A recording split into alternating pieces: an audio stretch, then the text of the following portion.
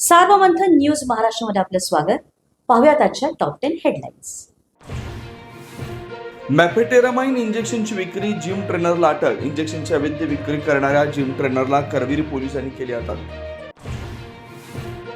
यवतमाळच्या राळेगावमध्ये आदिवासी मुलींची तस्करी, भाजपचे जिल्हाध्यक्ष प्रफुल्ल चव्हाण यांचा गंभीर आरोप.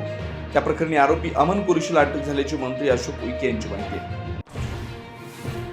अजित पवारांच्या अपघातांची रोहित पवारांच्या झिरो FIR नुसार स्वतंत्र चौकशी नाही. आधीच्या तपासात रोहित पवारांचे FIR समाविष्ट, तर CID कडेही चौकशीचा तपास. राज्यातील पोटनिवडणुकांसाठी मुख्यमंत्री प्रचाराच्या मैदानात. बारामती आणि राहुरीत 2 दिवस प्रचार करणार. फडणवीसांच्या जाहीर सभा. अशोक खरातला 5 दिवसांची पोलीस कोठडी. 5व्या गुन्ह्यात 23 एप्रिलपर्यंत पोलीस कोठडीत रवानगी, तर तब्येत ठीक नसल्यानं खरातवर औषधोपचार करण्याच्या न्यायाधीशांच्या पोलिसांना सूचना.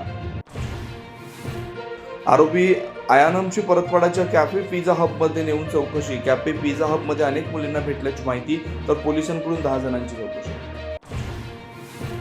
पंतप्रधान मोदींनी आचारसंहिता भंग केल्याची भाकपाची निवडणूक आयोगाकडे तक्रार. मोदींचं कालच भाषण राजकीय गंभीरपणे चौकशी करून कारवाईची मागणी. मोदींनी देशाची माफी मागावी, संजय राऊतांची मागणी. मोदींना खोटं बोलण्याचा राष्ट्रीय आधार जडल्याची टीका, तर मोदींना आधार नसून ते राष्ट्राचे आधारस्तंभ. बन यांचा पलटवार. अक्षय तृतीया निमित्तानं पुण्यातल्या दगडूशेठ गणपतीला आंब्यांची रास. पंढरपुरातल्या विठ्ठलाला आमरसाचा नैवेद्य, तर सिद्धिविनायक मंदिर आणि शिर्डीमध्ये भाविकांची गर्दी. सार्वमंथन न्यूज महाराष्ट्राला लाईक करा, शेअर करा, सबस्क्राईब करा.